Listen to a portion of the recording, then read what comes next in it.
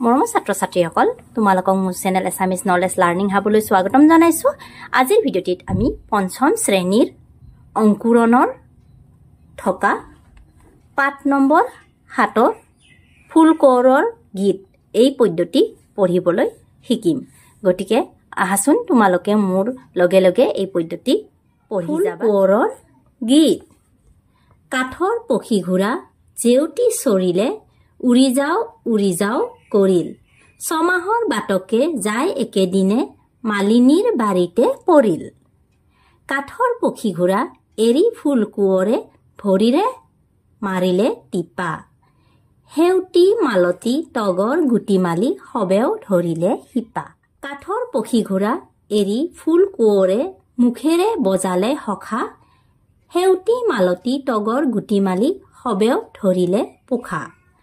কাঠৰ পক্ষী ঘোঁৰা এৰি ফুল কোঁৱৰে সবালৈ মাৰিলে হাল।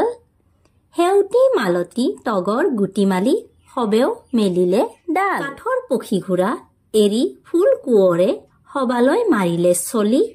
সেউতি মালতী তগৰ গুটি মালি সবেও পেলালে কলি।